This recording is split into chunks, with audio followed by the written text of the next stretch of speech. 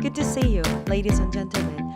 2020 Bio Korea Invest Fair, hosted by Korea Health Industry Development Institute.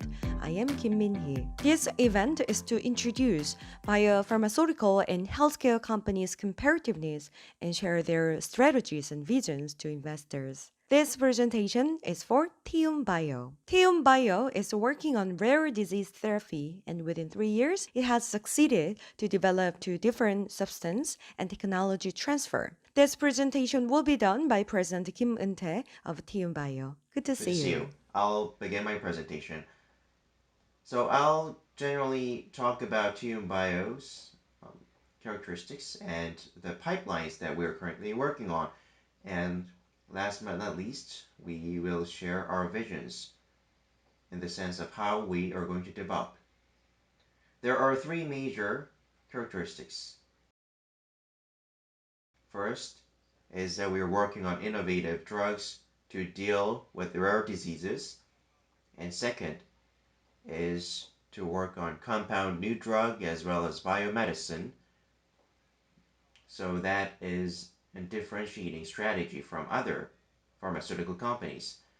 And the third is that there are researchers have success stories and experiences, and those researchers back in 2009 there was a very famous blood derivatives company called CSL, and they developed APSLA. And those researchers who developed the agent are currently working for Tiumbio. Our company is located in Bundang, and we were founded in December 2016. And within 3 years of establishment, we were able to go public on Costock thanks to our R&D capabilities and experience. There are 44 staff members, and 36 of them are R&D specialists. And as shown on the slide, from the very early stage to the IPO moment, we have been gaining a lot of attention and investment from our supporters, so we successfully got capital. And I studied at Seoul National Universities, and I studied vet, and I finished my MS and BS. And I spent 27 years at SK Chemicals, and I met a lot of friends and colleagues at the company. So thankfully, I could come up with fruitful results. And after I established Tiumbio, and we have a lot of experiences of conducting technology transfer, and I myself put my life of 30 years of my life into this field, so I'm really proud. Next, let's move on to competitive edge. As shown on the slide, within 3 years of our establishment, we signed 2 technology transfer contracts. In 2017, there was a conditional contract about immuno-oncology therapeutics, and in 2018, as a pulmonary diseases, fibrosis therapeutics, we had this partnership with Chasey, which is a global company in Italy. We signed a $74 million worth of deal. And in 2019, there's Daewon Pharmaceuticals, which is a mid-sized company in Korea.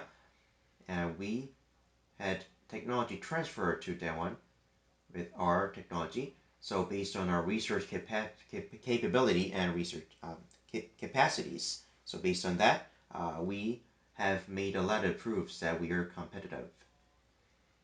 What is really important for us is IP, as shown on the slide.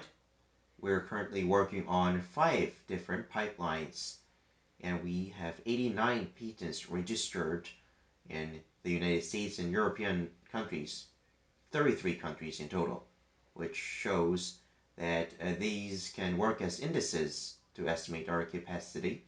And based on these, we run our business.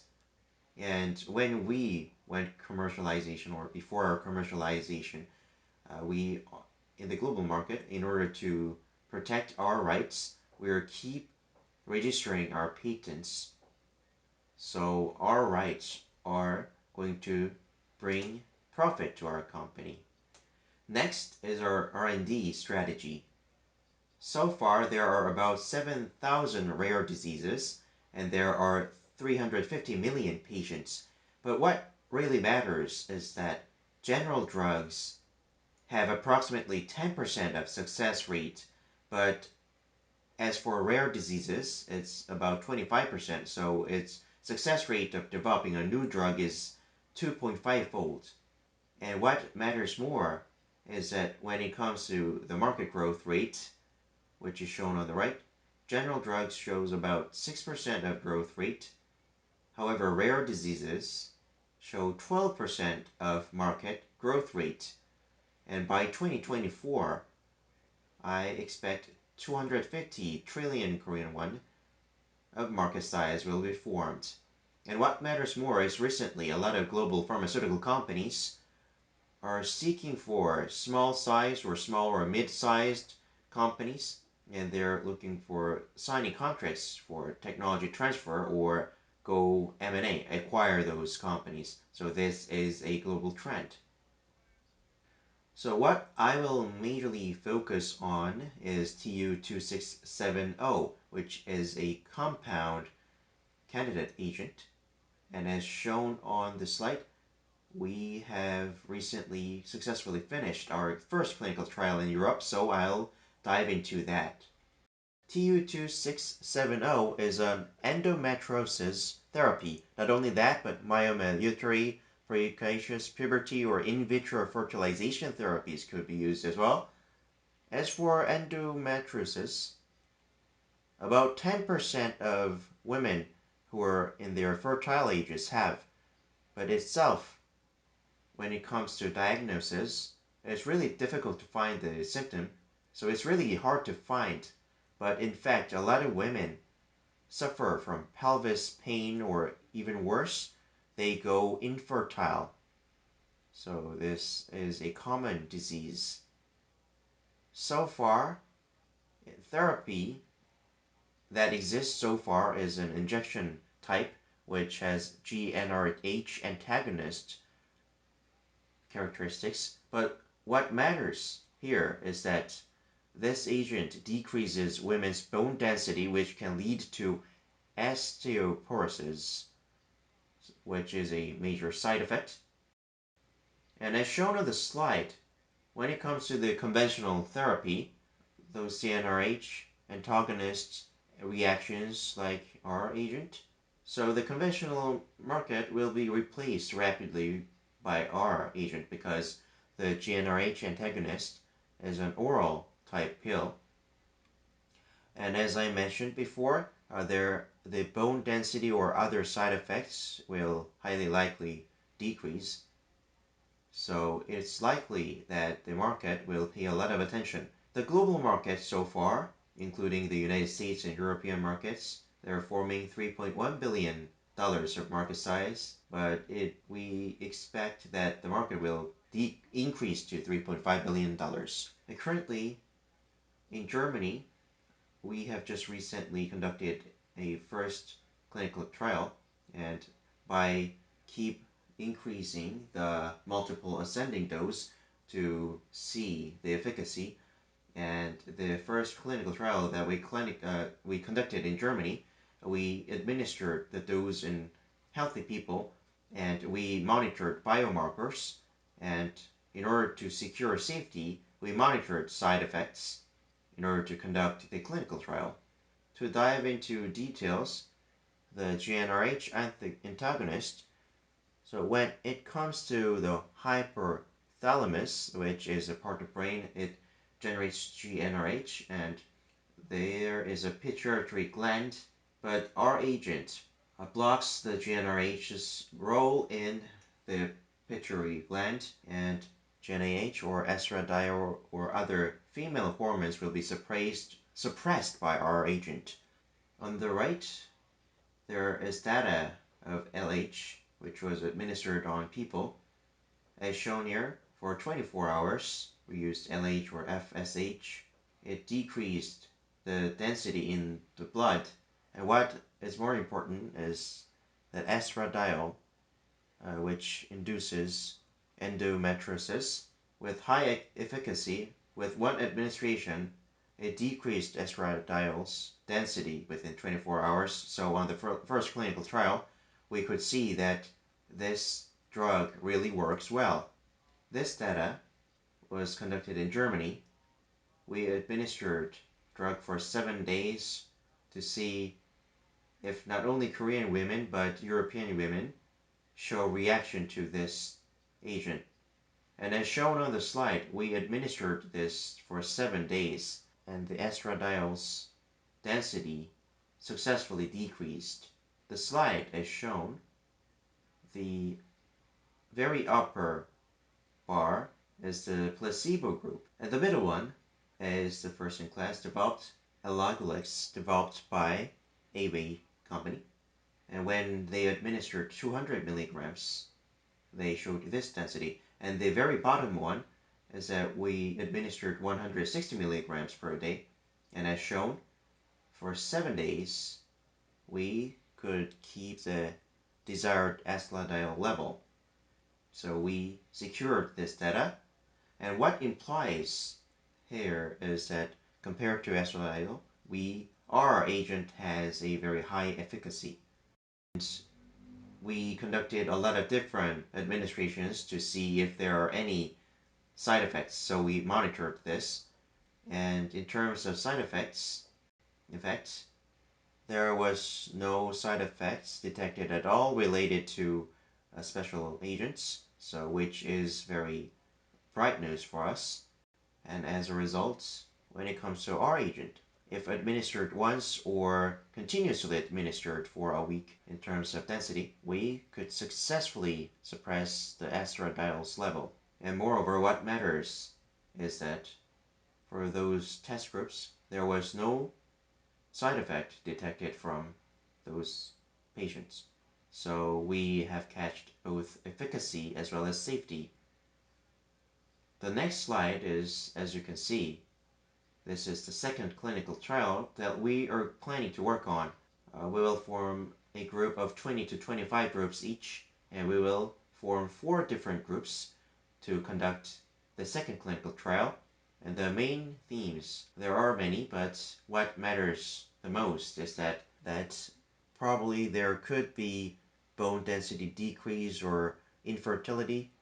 So we will monitor those levels. And next one is that there are similar agents. Elagolix was, as I mentioned before, which is the most advanced and most commercialized drug.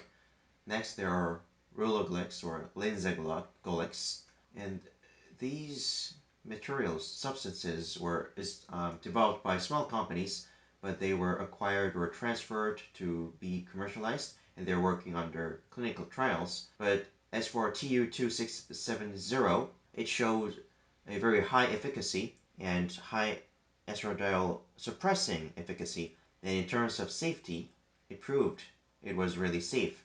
So we recently went through technology transfer in 2019 to Day One Pharmaceutics. And in order to go global with this agent, as I mentioned before, we are planning to go through a second clinical trial in Europe. So those first mover agents, if you take a look at them, the TU2670's potentials will likely to form about $200 million of market scale. So after the second clinical trial, I would say we will approach even closer to our idealization of commercialization. Next is the pipeline overview. The first pipeline, TU2670, is the chemicals that I mentioned before. And in terms of endometriosis, in the first half or the second half of this year, we are planning to begin our second clinical trial. So we're about to begin our IND filing. And in Korea, Daewon Pharmaceuticals, who got transferred of our technology, is likely to begin their trial this year. And in terms of TU2218, it's recently conducted the technology transfer from phase, and this can be used for pulmonary disease. We only transferred the pulmonary disease purposed administration. So when it comes to fibrosis or cancer immunotherapy, we still possess the rights and though they have a lot of high potentials. So in order to sell in the United States, we are planning to go through IND filing next year with various researchers working for our Tiumbio. So this project is working on. The last one, TU7710, is a biotherapy agent. And we currently possess transferring fusion protein platform, and based on this fusion protein platform technology, we can increase the half-life by threefold. And thanks to this, we can show a very high efficacy. It could be a next generation hemophilia therapy. So we are currently working on this clinical trial test agency. So next year, we are planning to run a clinical trial globally. So our company's main goal is continuously working on developing a new agent from the very beginning, and through technology transfer, we make profits. That is our basic characteristics. And like you have listened to me, among those major pipelines, as for TU7918, which is the hemophilia B therapy, we use transferrin fusion protein to increase half-life, and we are currently working on generating those generative cells. And in the future, we are likely to come up with a very good success to add this material to our major pipelines. Next are MBX001, 002, and NCX001. So we deal with hemophilia A, or pulmonary disease, or viruses, or cancer immunotherapy. So we specialize on what we can do well to form various pipelines. Next is, as for our pipelines, how and when do they generate profit, and at what stage do they generate profit? As you can see, those big circles indicate that they are highly advanced in terms of period. The TU2670 is approaching the second clinical trial, so it has a very big circle, and the profit to generate, as compared to other pipelines, is very close to the near future. For TU2218, the pulmonary diseases and idiopathic pulmonary fibrosis, we have conducted technology transfer, and as an inhalant form, it is about to go through clinical trial by 2021. Next is TU7710 and TU7918. In terms of protein therapy, we are planning to go through clinical trial next year. And of course, this is not our very priority, but in terms of profit compared to other chemicals, this profitability is not that high yet. However, the success rate of developing an agent is really high. In terms of other companies, they generate various pipelines based on one agent. However, we have a very differentiated pipeline portfolio, and we have differentiated R&D capability. The last slide shows our researchers' cultures. On the wall of our company, they have different know-hows, and they, based on their past success stories, and in order to make another success story, they're putting a lot of efforts. And these success stories and experiences, to me, I think it's a habit. So those success-making habit, in order to make that habit, you need human forces and strategies combined together to make a good result. And I think that was our success reason.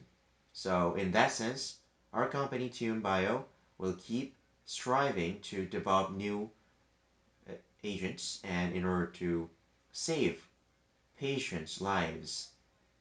A path to developing a new drug is a very tough and long way. So if people in the interest party walk with us towards the future, then we will definitely share our profit and benefit back to our investors who trusted us. So we will keep striving our efforts. So we have listened to Tiumbio's presentation, which is Rare Disease Therapy Developing Company. Thank you, President Kim.